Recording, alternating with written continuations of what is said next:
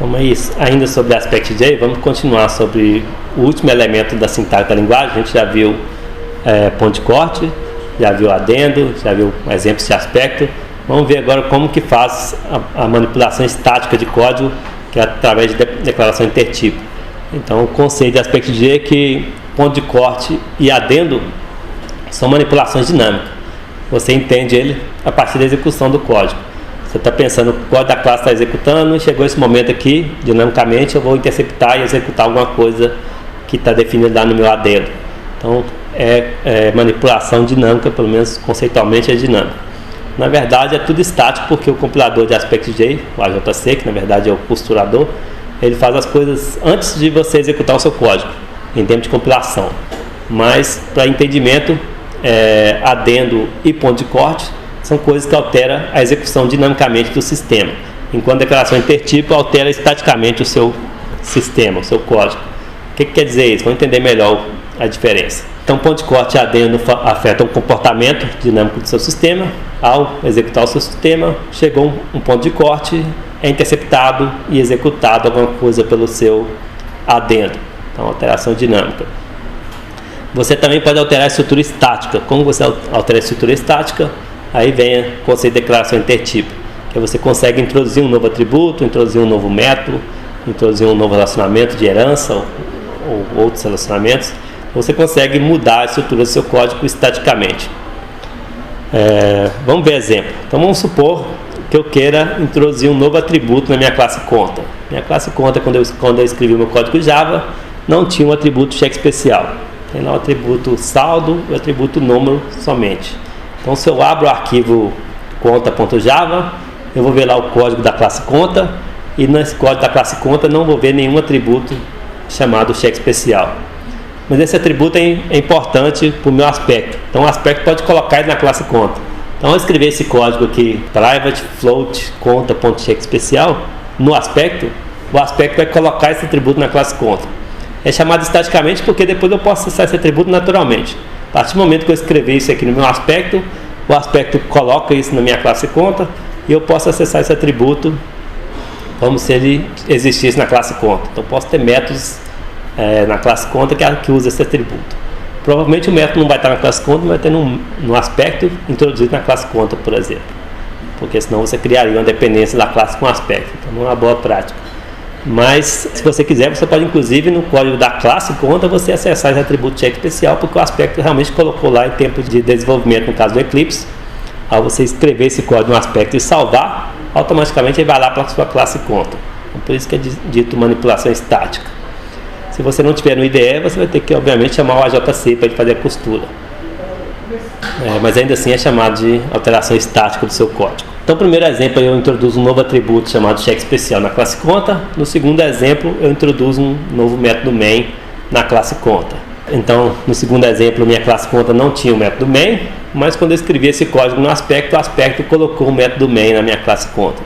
Agora pode dar conflito se você tiver já existia um método main na classe conta. Então, realmente isso é colocado na classe conta, e se já existia um antes, acontece o erro de compilação, porque você não pode ter dois métodos main na mesma classe. Então é feita a manipulação estática pelo Aspect-J. Essa manipulação estática pode inclusive introduzir erros, por exemplo, conflito de nomes. Outros exemplos, manipulação de herança, por exemplo. Eu quero que a minha classe conta passe a estender a classe conta abstrata. De novo, se eu abrir o arquivo conta.java, que é o arquivo Java da classe conta, eu vou olhar lá, a classe conta não estende ninguém, ou talvez estenda outra classe. Então, o programador da classe conta não escreveu extend conta abstrata, mas o programador do aspecto sim. Então, o programador do aspecto disse conta vai estender conta abstrata. Então, a sintaxe é essa: declare parents, palavras reservadas de Aspect-J, para dizer vou declarar um pai, e o pai vai ser conta abstrata da classe conta. Então, conta extends conta abstrata. A partir do momento que o programador do aspecto escreveu isso, a minha classe conta passa a estender conta abstrata. Então, passa a ter uma nova herança. Não está lá no código da classe conta, mas está no código compilado, no bytecode. Você abrir o bytecode da classe conta, você vai ver que conta estende conta abstrata, mesmo que o .java não tenha extends conta abstrata. Então, uma coisa que o aspecto fez. Segundo caso, conta passa a implementar serializable. Por exemplo, meu aspecto é um aspecto de manipulação de rede, que precisa enviar objetos pela rede. Então, serializable é uma interface de Java que permite que o objeto seja serializável. Pode ser enviado pela rede ou pode ser persistido. Então, objeto serializável, você pode passar a tornar um objeto serializável implementando serializable. Nesse caso, que o aspecto faz isso. Então, o aspecto declara que conta implementa serializable. E o legal é que você pode usar coringas nessa brincadeira toda também. Então, aqueles coringas que a gente já viu, são o asterisco, o mais e o ponto, você pode usar também. Então, no meu terceiro exemplo aí, eu tenho todas as classes que estão no pacote banco.entidades. Então, se eu tivesse 50 classes aqui nesse pacote banco.entidades, todas as 50 classes vão passar a implementar serializable. Então, com um comando aqui no meu aspecto, eu afeto, às vezes, dezenas de classes ou centenas de classes de uma vez só. Então, todas as classes do pacote banco.entidades, coloquei um asterisco, que quer dizer todas as classes, passam a implementar serializable, inclusive interface. Então, interface também pode implementar serializable. Então, são classes interfaces daqui, passam todas elas a implementar serializable. Para concluir, vou dar outros exemplos de aspecto aqui e principalmente mostrando que aspecto aí pode ter herança envolvida. O que isso quer dizer? Eu posso ter um aspecto que estende outro aspecto. E mais do que isso, uma coisa que às vezes contra-intuitiva à primeira vista, eu posso ter um aspecto que estende uma classe. Então, o aspect J permite isso. Então, por que ele permite? Porque na verdade o aspecto é uma classe especial.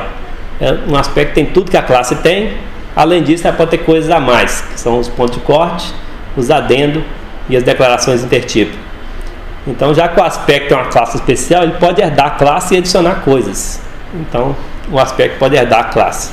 Então, o aspecto é uma entidade semelhante a uma classe. Na verdade, a gente poderia ver como uma classe especial, que tem mais coisas do que a classe. E com isso, ele pode estar envolvido em herança. Então, vou dar exemplos aqui de como que eu poderia usar a herança, aspectos herdando de classe ou aspecto herdando de outro aspecto. Então, vamos supor que eu tenho um código aqui de uma classe ATM que faz log, que é o código vermelho aqui. E aí ele, por exemplo, imprime um menu na tela. O menu tem 4 opções: ver saldo, sacar, depositar e sair. Pede para a pessoa entrar com a opção. Depois que a pessoa entrar com a opção, eu vou logar a opção que a pessoa escolheu. Então, esse código que tem vermelho é de login. Eu quero mover ele para um aspecto. Eu tenho várias formas de mover esse código para o aspecto. Primeiro, talvez o mais simples, de acordo com a aula de hoje, seria eu crio um ponto de corte aqui no meu aspecto, ponto de corte para lá reservado. O nome do ponto de corte é display main menu PC de point cut. E aí eu tenho chamados ao método display main menu que está na classe ATM, que é exatamente a mesma assinatura do método aqui, né?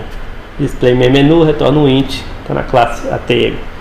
Então eu interceptei o método, a chamada ao método, e aí após a chamada do método, por isso eu usei um after return aqui, eu escrevo no meu arquivo de log a opção que foi escolhida. Quem faz esse gerenciamento é a classe logger. Classe logger, vou mostrar daqui a pouco. Então, classe logger é uma classe simples que armazena todos os logs através da chamada ao método log. Então, essa é a classe logger. Classe bem simples. Nesse caso aqui está armazenando num vetor. Vetor é uma coleção. Então, eu tenho aqui um vetor de logs, que é um vetor de strings. Toda vez que eu chamo log, eu adiciono aquele log no meu vetor, que chama logs.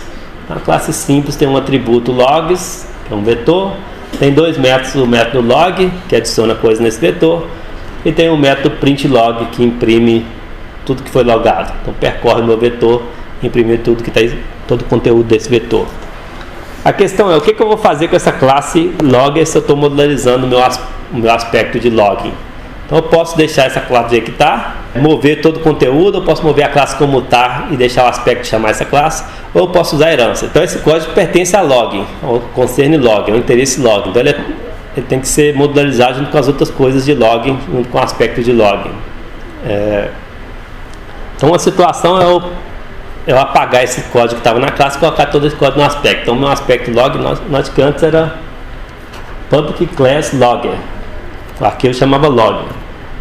Aí a opção, que eu estou chamando de opção 2 aqui, é Então agora nesse caso eu vou apagar essa classe, e o que a classe fazia, o meu aspecto vai fazer. Então o aspecto é um vetor aqui de logs, e aí tem o método log, o resto, a parte de baixo aqui não importa muito, esse atributo também não importa muito, o que importa é o log aqui, e também tem o print log para não reticências aqui. Então o aspecto vai fazer tudo que o logger fazia. A classe logger tinha um vetor e um método, o aspecto vai ter esse vetor e os métodos.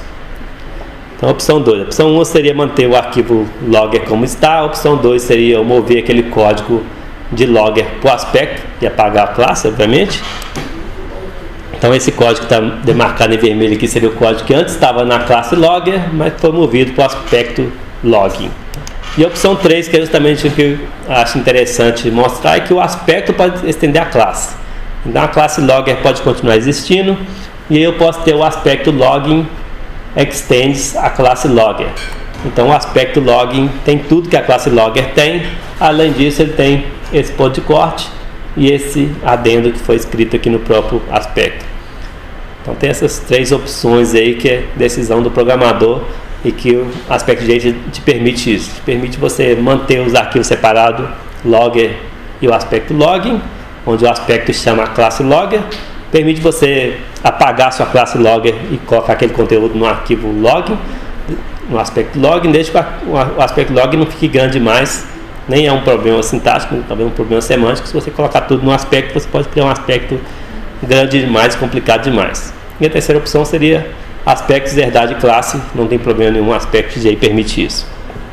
Que é a opção 3, onde o aspecto logging extends, então herda da classe logger, então tem tudo que a classe logger tem e mais alguma coisa que você escreveu no próprio aspecto. Referência a mesma das outras partes do Aspect-J, é o livro Aspect-J in Action, a parte 1 que discute a sintaxe do Aspect-J, e os exemplos do minicurso SOA de 2010, é um minicurso um pouco antigo, mas é válido ainda que a sintaxe do Aspect-J não mudou muito desde isso. Mudou um pouco, mas os conceitos principais se manteve.